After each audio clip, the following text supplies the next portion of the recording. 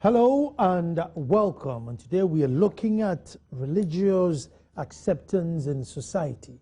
Now, this matter came up quite recently, and it doesn't seem to be dying out as quick as we wanted to. Folks, one thing which, we as a nation have failed in so many things miserably, but one thing which I think we could have held our head up high was our ability to have tolerance amongst each other. Muslims, Christians, traditionalists, Buddhists could live together, school together, sit in a bus together, marry each other without anyone flinching. Yes, occasionally we'll tease each other, which is normal. We should be able to laugh at ourselves. But it seems to be getting a bit serious now, where everybody wants to be entrenched in what they want to do. Sitting back, maybe I'm being a bit biased, but I don't see what the big deal is or why each other can allow certain things. If you want to wear a scarf, wear a scarf. Who died? Is it the end of the world? But we are here today. And I think one thing also which the nation should not do is a conflict of faith. If we are fighting and God is on each side, who is going to be the referee? And who is going to tell each other that they are wrong, knowing that God is behind me? We don't want to start a conflict like that. So I think we need to temper our voices on how we treat this subject. And that's exactly what I have in studio today. Really discerning voices to just explain to us where it is this agitation has come from and how do we solve it. To my immediate left is Reverend Brother Pius Ajemai, who is the Director, SVD, Liturgy, Music and Culture Ministry. Brother, you're welcome. Thank you very much. And then to, my other guest in studio, my own brother who's not new to the show, Sheikh Arimiyao Shaibu, who is the Greater Accra Manager for Islamic Education Unit, GES. You're welcome, Sheikh. Thank you. Sheikh, I want to start with you. Where from this agitation? Thank you very much for the opportunity. Democracy has become part and parcel of our culture today and our consciousness. And human rights issues has become the concerns of most communities of the world. In a situation of discrimination, any part of the world, people have risen to fight for their rights. The blacks in the US have had to do so. In Ghana here, when the colonial people had to suppress us, we had to rise. In any part of the world where any minority or disadvantaged community feel discriminated against, they have risen up. So it's a human issue. In Ghana, one of the things that we inherited, colonial heritage, was that post-colonial situation, we inherited a system that has been rooted so much in Western life and Christianity. And so it gave Christianity a very dominant role. When I was at the university, in quotes, I say I was a bit troublesome. Troublesome in the sense that I kept on disturbing the hall tutor of the university to give us a small space within the hall to say our prayer. The university had a hall, at any hall of residence, had a chapel or a church associated to it. Now, in the mind of those who built it, it appears to me that they never thought that one day there could be people of other faith, including Muslims, who will enter that university. So even as at the time, as late as in the 80s and 90s, when we were talking, it was seen as something unreasonable. Where come Muslims requesting for a space to say a prayer in a hall of residence? It wasn't seen as anything important. Now, at the senior high school level, it has also been so. In non-mission public senior high schools, Muslim children are compelled to go through church service. Church service in a sense of worship, Christian worship, that Muslim children are made to go through. Then in the mission-based public senior high schools, also that is even more stronger there. Then the Muslim community with the students, when they have become aware of their rights, In fact, through the intellectual and academic exposure, they become more and more exposed to matters of human rights, constitutionality, rule of law, good governance, and so on. So once you expose the person to this, and now he becomes aware of his rights, then you say, look, I teach you to know your right, but I deny you the right. Now, out of this consciousness, then the person now suppresses something inside him, because anytime you violate his right, he is not happy. So Muslim students have been agitating over the period. As early as the NDC one, I was part of a team that went to the Ministry of Education at the time. Honorable Kwabena happens to be the Deputy Minister of Education. Yeah. And he wrote a directive making reference to 1961 Educational Act, which says that no person shall be compelled to practice a religion other than his. It didn't yield any result. Following that, when this young man at the saddle died, people thought that, I'm saying people thought because I was part of the committee, and I don't agree that he was chased because of religion. I don't agree. And most Muslims disagree with me, but that's my position. He was not compelled, he was not chased, and he died because of religious persecution. That I disagree. But the Muslims felt agitated around the time, and they used it to now get back to the Ministry of Education. It didn't yield any result. The GES called heads of public senior high schools to talk with them. It didn't yield a result. No less a person than the current president, who at the time was a vice president, stood publicly and spoke during its celebration. It didn't yield any result. And this is what has brought us to this. The most recent one is agitation that resulted from young Muslim female students who were compelled in the Western region to remove their veils for purposes of identification in examination. Yeah. And so that has been the trend. A female adult examination candidate at Takoradi, WAEC official denied her entry into an examination hall for close to 40 minutes as a candidate. WAEC had to be sued in court in order to settle this. And so when people go through this, in an age where democracy is at the center of our national life, then you must expect these things to happen. And this is what has brought us to where we are now. And the issue is being seen as if that, no, don't talk. Live it as it is.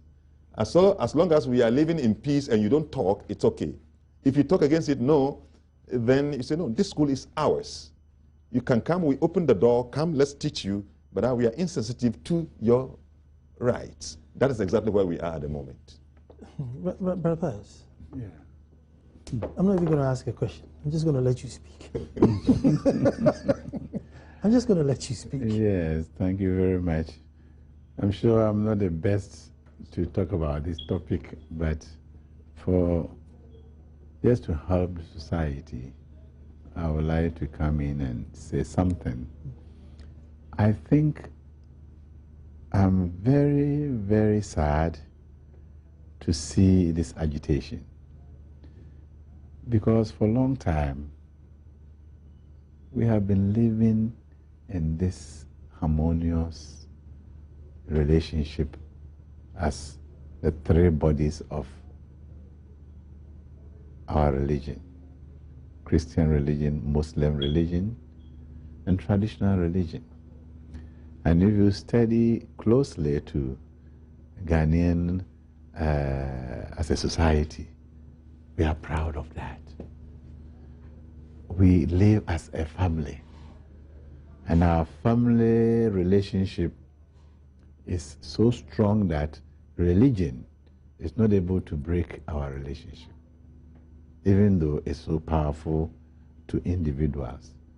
We coexist together. So I would like, first of all, that this topic should not be discussed in the level of the government, in the area where it's so sensitive. I would like the stakeholders the religious leaders in Ghana who are so close. And in fact, they have formed even an association where the religious leaders come together and discuss so many wonderful things. Because it is such a topic that is so strictly, so sensitive. And if one does not handle it with tact and diplomacy, one may resort to be hurting people, and before you realize, there will be a wrong move. Because not all of us have the same level of intelligence. You know, we have intellectuals in Ghana, and then we have also middle ones, and those who are, unfortunately, who have not been able to have an education to discern and to digest and to, balance things. So we have a proverb in Akan which says, "Nea wantie no wantie, nea otie so ohuna se kyerɛ." It means that the one who did not hear at all, well, he's finished. He didn't hear it. So if we are talking about it, he will just look on. But the one who heard it from the third, fourth, fifth level, then he will be getting things wrong. If I have about 8 people sitting here, and then I'll whisper into your ears, "Utiri sopa, utiri sopa." The word is utiri sopa. Then I go to, you also give to another, otosopa. Then the other side said, otorofopa, otorofopa. Before you reach here, the message is completely deformed, lost. You see, and this is exactly what is happening with this situation. We are very harmonious, very friendly, and very good up till now. But if we are not careful, and we will handle this, excuse me to say, the people who are in the media now, they are very, very young, and they are enthusiastic, and they think that they can handle any topic, and therefore they are trying everything, anything comes. I've gotten about 5 media people coming to me, "Come and talk about this, talk about that." But it is not that. Not everything we talk about. We need to reason. We need to sit down. We need to dialogue. We need to have our past experience, what has brought us so far, so that we will be able to digest the situation. Maybe in the past, as he was saying, maybe in the past we didn't have many Muslims at the forefront, and therefore they were at the background. Now maybe we have gotten so many. So when you are in your school, how are you going to handle them? Are we going to give them room so that they will also feel at home? Even though every church that establishes its church has established that church with a special faith backing the institution. And they have also their dynamics to mold and form and transform the children, so that the children will now reason according to the faith which is being used for the school. So you could see that every church has its own. And I'm sure in the Muslim institutions, they also have the same. Now, when we have all this beautiful lineup, Ghana, fortunately, we have intermarried. I know Muslims marrying Christians.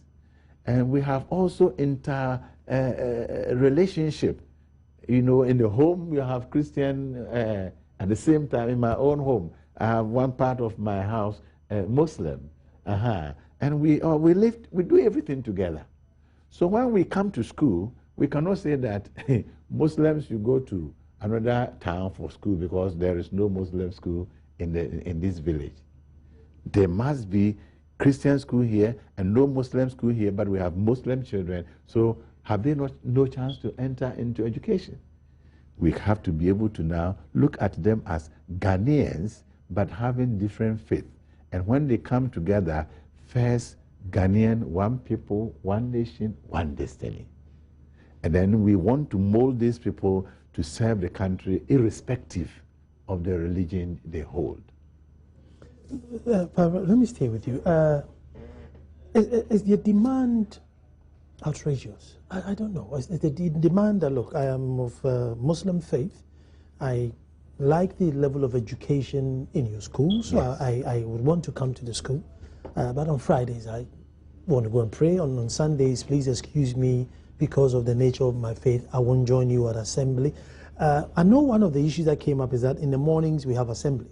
Yes. And that's where normally the announcements are made. This will happen today, that's happened today. And by all means, the Lord's Prayer or some sort of Christian prayer will be said there.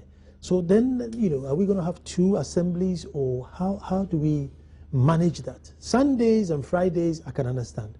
But at the morning gatherings, how do we manage that? Yes, actually, when you handle a school like this, in my personal opinion, we have assembly. Mm-hmm.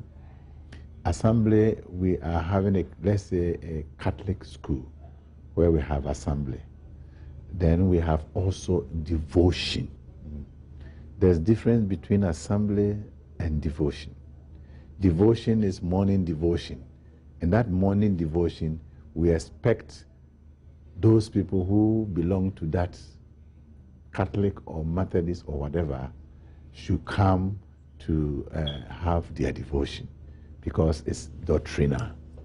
They are talking, they are praying. Let's say you say the rosary in the Catholic Church, and then you will recite your personal prayer, and even we have Mass. Nobody will force anybody who does not belong to Catholic Church to go for devotion. It's strictly Catholic doctrine and Catholic liturgy and Catholic worship. If you will happen to be there, fair enough. Maybe you want to know more about the Catholic Church. Now, when we have assembly, it is strictly school discipline structure. And a school discipline structure means that morals, values, they are all the same. Behavior, the way you handle yourself. I think even if we were doing other things like bringing Christian principles into those assembly, time is changing and life is dynamic. Seeing the situation that it is growing, we could now sit down and be able to orchestrate new approach so that we don't hurt anyone, and at the same time we will carry on. You know, I know when I was studying in Nigeria, we have one professor who is a Catholic priest, and he went to study Islam as a subject, and he had a doctorate in it, and he knows them better than even the Muslims himself. That then when we gathered, one day he told me that, he told us that it is better to get closer to people, to know them better and to appreciate them and to tolerate them, than to stand far away. And for me, it is positive that we come together as, you know, Muslims, Christians, moving together, because we can appreciate one another and we can understand one another. Even nothing will happen if you come and say that in your mass, I come and sit in your mass, for example, and then I will enjoy your music and so on and so forth. At the same time, it does not change me as a Muslim to become a Christian. But I will be able to appreciate various things in your services, so that when I'm talking about Christians, I will have a balanced view. And this meeting together is making us becoming more understanding of one another. Sheikh, see, once upon a time, you know, your great fathers of the Islam faith were not too comfortable with schools because they don't know this might change our culture, and, you know, therefore held back. Could that have been the reason why there aren't so many like big Achimota-like, Presec-like, St. Augustine-like Islam schools where maybe Christian, you know, parents would have been also forcing to go through? Could that have caused, be part of this, you know, what we're facing today? Yeah, I mean, the mission schools that happen to be the parent of the current school system that we have. Brother Pius would tell you, they were established for two main reasons. One is for evangelization, and two, also to train people in the what we call the 3 R's, so that they can do some clerical work and so on and so forth. So that has been the main agenda. Now, and because of that agenda, then Muslim parents of the time thought that then allowing a child to go through the system means that you now de-Islamize the person. And there are so many evidence of that, people in the northern part of the country who lost their Islamic identities to the kind of education that they went through. They have maintained their Islamic names, but that they have to go away from the Islamic identity. So many parents lost their children to a faith that they did not belong to. Fearing that, then my grandparents, for example, said, no, you don't have to go to school. But it was also of a certain disadvantage to us. The disadvantage is that you don't go to school, you lose opportunities. So poverty then becomes your lot. Because those who are taken to education are rather doing the clerical work, they have become the business people, they are becoming the presidents, they are occupying the high offices, and then you will have to contend yourself with being either a watchman or any menial job that comes to your lot. You know, so because of that, I tell you, as late as the time that I entered into training college, because I'm a teacher by profession, as late as the time that I entered into training college, after Form 4, my father was not comfortable with me continuing further education. In his mindset was that going further education through the secular system will not make me a good Muslim. Except that having gone, I proved to him that I can still go to school and still remain a Muslim. Now we have so many Muslims. So I think that has been the concern of most Muslim parents. And now they can see a return of that. I give an example of a classmate of mine in the elementary school who attended a Catholic school. A Muslim girl who attended a Catholic school was compelled to change her name. She called Mariama Muhammad. She was now called Mary Muhammad. It was later when she was moved from that school to the school that I attended, then the authority changed her name into Mariama Muhammad. So there are a lot of evidence of this, but that is not a subject for us to talk now. We live now in an open society, quite inclusive in the way that we do our things. Mutual respect and mutual recognition, interfaith solidarity.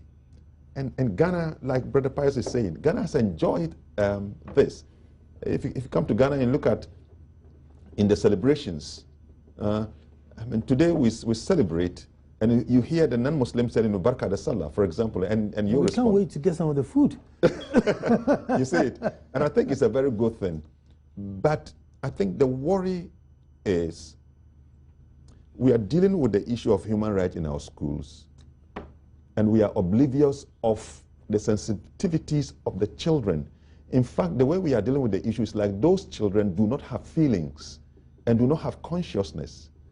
So come to our schools, we teach you, but I wouldn't care you're concerned about human rights. We don't care. Let me take a break here, and then when I come back, what I really want to find out, because the whole thing boils down to morals, and are there any different morals between a Muslim child and a Christian child? I mean, if you're a Christian, are you allowed to go out and go and steal? If you're a Muslim, are you allowed to go out and go and steal? Don't we all have the same morals, i.e. be good, respect the elder? So what is the big conflict between these two faiths that makes that they can't school together or they can't be together? We're coming straight back.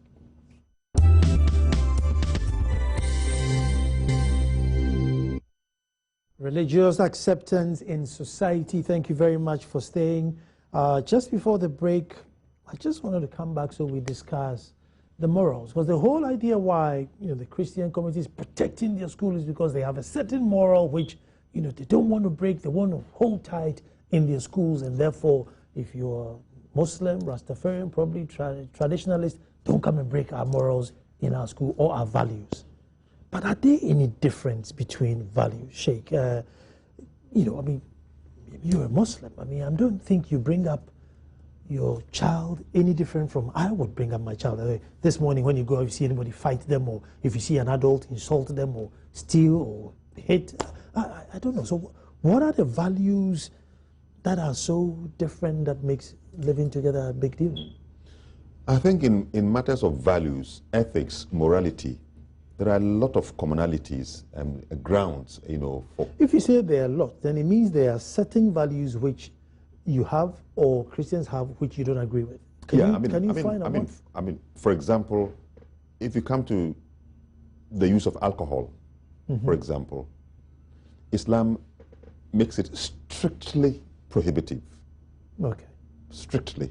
So in other words, you come to areas where Muslims are, those who live the life. But in a school, alcohol won't come up because we are talking about children in a school. No, I'm talking about citing an example of what we will consider probably immoral. Yeah. But if you come to with respect to child training in a school, I believe that when it comes to matters of morals and ethics of life, personal discipline, most of the things we agree with. That is why in schools that we would have proposed that why don't we use this approach where in some of the platforms, Brother Pius is invited. I as a sheikh am invited. And we come to meet students and we are all talking to them about morality, faith, or we're talking to them about honesty, trustworthiness. I'm speaking to them from the Islamic or Quranic perspective.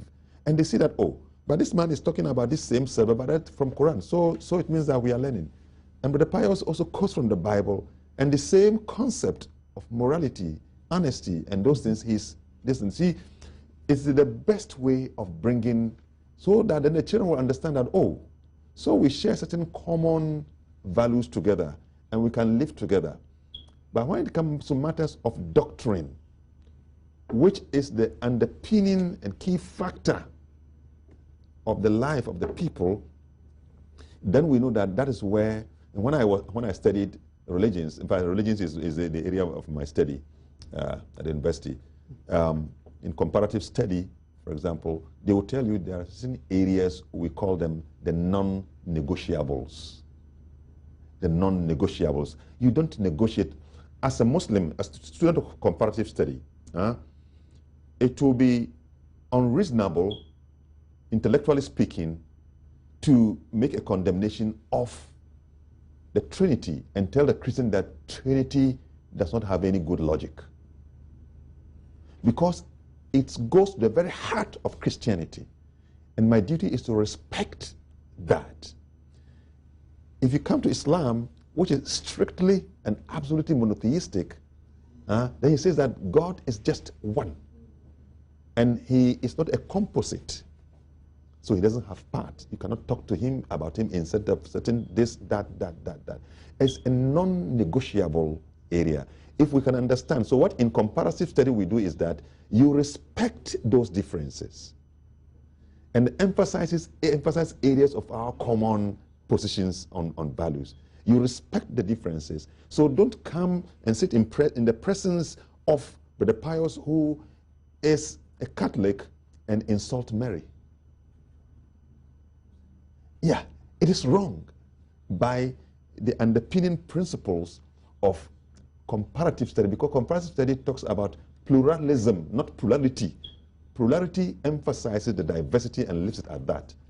But pluralism accepts the diversity but goes further and says that in spite of the diversity, we still can be together. Pluralism has always been a big major challenge, and I always blame especially the one-man churches. Pluralism has always been a big headache.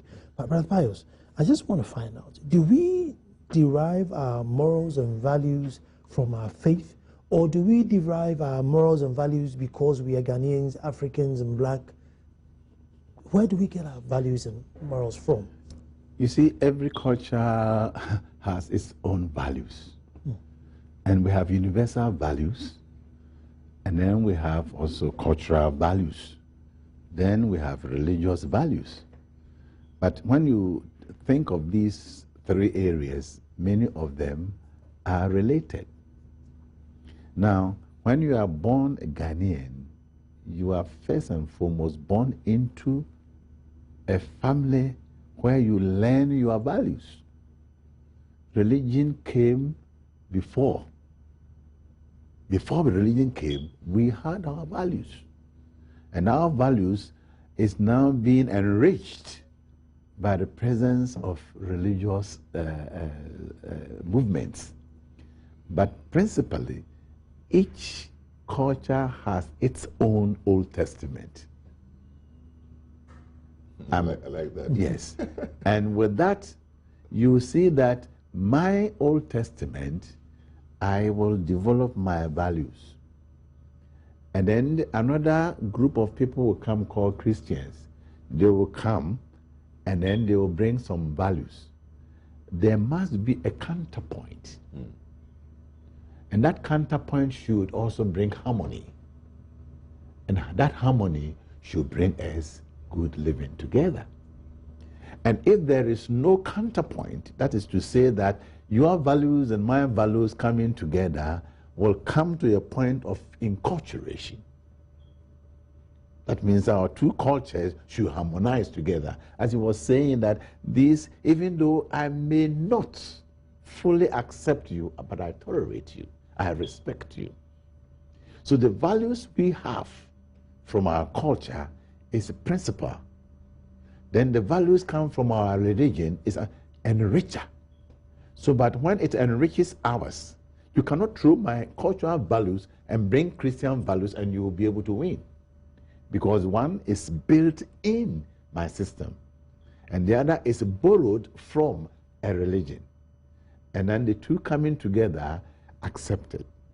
So you could see that the central base is my cultural values. The Muslim will come with some values to strengthen my cultural values. The Christians will come and strengthen my Christian values, my cultural values. But when the two of them are there together, we should respect one another. Now, one thing I would like to say also about what the question you asked. You see, when we talk about values, we also have to think between internal experience of values and external experience of values. The internal experience is what molds you to become an Ashanti, a Ghanaian, so to say, a Frenchman. Internal experience. The external experience is just to bring that what is inside you and you express it by maybe you are dressing, you are, amulets and all the things around you. But unfortunately in Ghana here now, we are making that external things becoming the most important things and therefore bringing conflicts. I think what we have to look at is what is good for us internally to harmonize us together, not what actually we put on externally, like putting on veil. These are something we can tolerate easily. We can tolerate easily. Why should that become a problem? Lifestyle of dressing.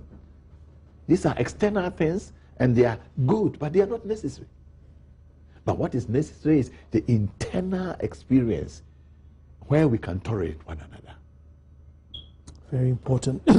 Sheikh, being that because of our path in history, there are many Christian schools than there are Muslim schools, especially particularly good ones. Resources are now very expensive. Chiefs are now going to give you all that land to build your new Prempeh colleges and I don't think they're going to give up that land anymore. And there is something about all these architecture and the atmosphere that builds you up when your ward goes to the schools. And like you're saying, we've gotten to the time where whether regardless of your faith, you also need that equal opportunity because you happen to be Ghanaian. I mean, should yourself, meet with the Catholic guys who hold this, because listen, our wards, whether you like it or not, have to come to these schools. Just give us a space and let's lay down some rules and let's move on from there. And have we gotten to that time? I think that we have not probably explored the opportunity very well. except that through some ad hoc approaches. That's why you find in some schools the problem is less, in some other schools is severe. In fact, you go to some Catholic schools, they might not even allow you to build a mosque, but they provide space.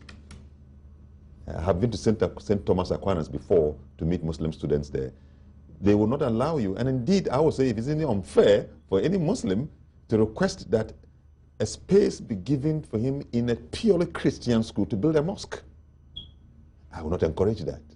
But if that community or the church is so generous to do so, then it is good, because then it shows how friendly, how we solidarize with each other. But if they say they will not, it is within their right. But the good thing is that a space is offered. A space is offered for those children. What it means is that then it means school authority is interested in the rounded development of the child, in which case spirituality is critical and central to the child's, proper development. So regardless of the child's being Christian or Muslim, he finds himself in your school, you are interested in that spirituality of the child. So you offer him that space.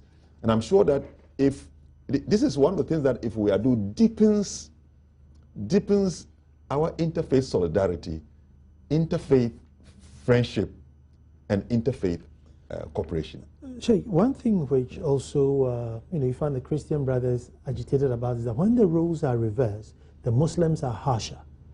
That if you're a Christian and you find yourself in the Muslim school, the rules are harsher. That, well, maybe you won't be forced to come to the mosque, but if there's covering, if it's a hijab, you have to wear the hijab, and so they're more harsher if the rules are reversed. Not necessarily harsher. If we go with the concept of, let's say, a kind of school uniform, if it's kind of school uniform, then we say, oh, when we come and we see all the children looking uniform, it makes it look so nice. So we say, all of you put it. But in situations where some Christian parents have said they do not want it, because such children are not Muslims, then we compromise the position. In fact, doing so is what gives us the grounds to also request that when we are also on the other side, we are given some considerations. The veil, for example, in respect of non-Muslim female children, is easily compromisable. That if we talk about it, we say, okay, so some parents say, look, we don't want our children to put on the veil. We say, okay. I have several schools now within the Greater Accra region where some of the children put on the veil, some will put it on their own choice. Like if you take Glace, for example, there's a school here called Glace. They put on the long sleeves with a veil covering them, and then the skirt is up to the ankle. There are Christian girls there. I'm told that sometimes they themselves find it so nice to cover, because the covering is more about a decent appearance, a decent exposure. I mean, I don't know if I'm biased, but I mean, as a father, I wouldn't mind my daughter covering up. I mean, I don't know if, I don't know whether because I'm a man, if my daughter covered up, I'd be happy she covered up. Yeah. I'm not saying I'll force her, but if my daughter wanted to cover up, I think I would encourage her look, to in our tradition, cover up. Brother Pius will tell you, in our tradition, what makes a woman, and today, society, I bet you, in those who are conscious of our values, they frown. When they see a young girl appearing, let's say, 75% naked. That is Western. But as Africans, we give so much consideration for decent appearance. And I say so even to my Christian friends. When we get the effigy of Mary, how do we say, if Mary, for example, is a role model for every Christian woman, that she cherishes Mary, for example, effigy of Mary shows her well covered. I'm going to take a break, and then when I come back, I'm going straight to Brother Pius, because again, I'm saying, look, as a dad with 2 daughters, they covered up me. I'll increase their pocket money, cover up. I'm coming straight back.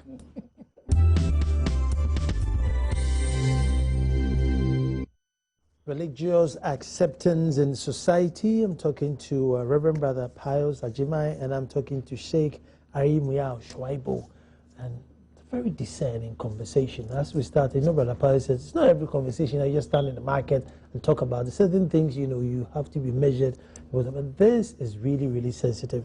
But we're talking about, the hijab, which started the whole thing. And indeed, one of my friends told me, the other day you were promoting hijab on TV. I said, I'm being honest that I don't find it offensive, and I find something very decent and graceful about covering up. Not necessarily, not the religion, just the dressing. Just So, Brother Pius, I don't know if it's just me or maybe you can speak to it about scarfing up.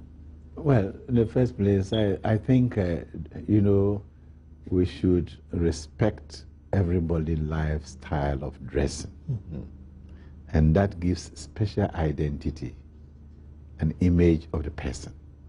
If you are a Muslim and that is the lifestyle of dressing, we should respect that. I mean, if you're a police, we should see you to dress as a police. If you are a judge or a lawyer, whatever it is, there are some sensible signs that identifies you to be who you are. And there are reasons why you should dress in that form. If you come to the Catholic Church, we have the nuns, the sisters. We have sisters who also put on veil. And then the veil they put on, there is a reason, because we want them to be, protected. We want them to also be decent and so on. So these veils, or what we call it what do you call hijab? it? The hijab. Hijab. Yeah, hijab. It shouldn't be a problem. Shouldn't be a problem. And I think we should let the religious leaders sit down and then make new dynamics that will bring harmony and coexistence. But one thing I would like to say about religiosity and spirituality, this is very, very, very interesting. We have religiosity. You can be very religious. That is external things. You want to do this and want to show that and so on and so forth. And that could also call agitation, because you want to do this, everywhere you want to show that. And I think that we have to be able to be careful how to control our external religiosity. We have to know the sensitivity of the society in which we are. If we are in a Christian school, and the Christian school is the dominating body, and I am a Muslim, I have to be very sensitive that how far of my religiosity will I be able to express that in this environment. So there must be tact and diplomacy. But then your spirituality is different. When you have a spirituality, it is more stronger. So that one, they give you a room for you to exercise your spiritual activity so that you will feel at home and you will be respected, and everybody will think that you have fulfilled your spiritual aspiration. So the balance of the two will bring respect and harmony in the schools. Sheikh, the president says that, look, it's not human right to force somebody to do another religion. GS comes and says our rules are our rules. Catholic says, yes, nobody's backing down. And then the chief imam also releases a statement to say, no, that's not fair. Your stance were too harsh. Indeed, has called for everybody to, stay calm, and that religious heads will talk. Too many conflicting messages. As a student stuck in the middle, if you're in the bus going to school, what do I do now? Do I go to church or do I not go to church? With all these messages coming. So what's going to be, how do we resolve this? I think we must show leadership in this murky situation. Have you called for a meeting with the... Already, there was an earlier meeting between the Joint Muslim Front that met the National Peace Council and made a petition to them attaching some of the evidence of such violations for their research and so on. They have given a word that they think that the issue goes to the very core and center of our quest for peace. And so they will not take it lightly at all. They would want to pick it up and deal with it more comprehensively. In fact, they indicated that there could be, apart from we Muslims, there could be other minority groups that are suffering similar violations, and so they would want to give it a more broader. Is that not opening the floodgates that, well, then I need to take my calabash to, the school, and then every morning get up, pour libation, even if it's water, allow me to also pour my libation in the morning? Yeah, I mean, I think that, you see, when some of these things come up like this, then the diversity will give us also a means by which we can harmonize this. You know that when you are in a school, yes, you have something, you lose something. You have something, so certain compromises, can be made. And Muslims who find themselves in such Christian mission schools, for example, will learn to make some of those compromises that do not hinge so much on their rights. Let me move this larger. 6th of March is coming. We would only say a prayer and probably an Islamic prayer, but we won't pour libation. That's who we are. I've always tried, and anytime I say that here I'm anti-Christ, but all I say is I just want to be Ghanaian, black, and a Christian. But it's like, no, you can't. You're either Jewish and Christian or white and Christian. There's no way you are allowed to be black, Ghanaian, and Christian. It becomes a big conflict. You need to change your name, you need to language. You need to do certain things before you fully accepted into Christianity. So I cannot refer to Ansakwa the First, whom by his grace also made me a chief because he was such a good king. And so they thought, well, his grandnephew would also be good, give him that opportunity, therefore they gave me this honor. If I make reference to him, it's like, hey, hold on, he's not Jewish. He doesn't speak Hebrew. So, where do we stand? I think it's very unfortunate we are not celebrating independence, because what we are doing is just showing off, demonstrating something to represent something. When we want to talk of independence, it means that we are going back to our roots. The things we do on Independence Day, what is there that is Ghanaian? The only thing I see is students, school boys and girls marching. Is that part of Ghanaian lifestyle? Police and soldiers and the Navy all marching, is that Ghanaian lifestyle? No, that is not independent. That's what we are supposed to not to be doing. So when we come for the prayer, for example, now the saddest thing is in the proverb in Ghanaian Akan tradition say that apupu okobo nesuo or den sukachi. Apupu is a small, kind of an animal, and then it digs deep gradually and gets water and then swimming in and enjoying it. Then you come from outside and with your long and big hand and you just grab it, you throw it away and you jump into it and you are enjoying it. We who are Ghanaians, and when we gather together, what makes us Ghanaians is our chiefs, the owner of the land. And the owner of the land, if they are not there, independence is not fulfilled. They have no right to call on the spiritual ancestors of the land to be able to tell them that we have won our land back to us, therefore we are now independent. It's absolutely wrong that we don't use our traditional prayer. We don't call it libation. And the word libation is misleading us. We call it yeya paye. It's another form of prayer. Whether we will use incense or we use candle or we use water, they are sensible signs telling them that something is happening. And our sensible sign is water or is wine. And therefore, I think that the country should not have independence with Christians and Muslims without the Apupu, who is the owner of the land. It should be there. It was there. And somehow it has been removed. And I don't think that it's a balanced situation. You know, you have the Buchia. We are lucky to have the Buchia, you know, the 3 stamps. And the first stamp is the traditional. Second stamp is the Muslim. Third stamp is the Christian. And when we are putting the independent on it, the pot on it, we balance and it's harmonious. And we call this Tikro and Kwegina. 3 heads are harmonizing together. So I'm pleading with the leaders that if you don't believe in a traditional prayer, fair enough.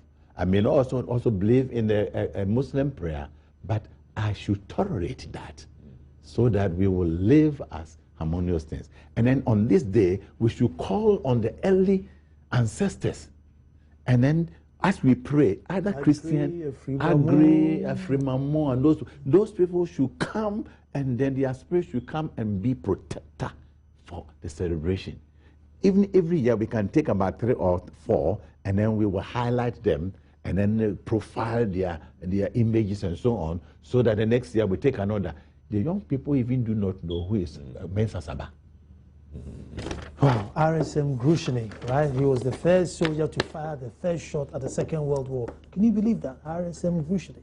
When the commanding officer ran away when he saw the platoons coming, he was the first guy who shot, even though he had no commanding officer. Ghanaian. So, you know, these are some of the things that I think we can't let down. But tomorrow, for those of you, well, on Thursday, those of you who follow me on That's My Opinion on Joy FM between 2 and 3, I am saying that we only have a paper nation. Our nation only made it on paper. And in actual fact, we were never able to build a nation state. It's a very intriguing, very sad story, and you do not want to miss it on Thursday between 2 and 3, Joy FM 99.7 FM. But I want to say thank you very much, Sheikh. Thank you very much, brother. This has been insightful, discerning, and educative. And tomorrow, we'll be back to do it all over again. Thank you for watching.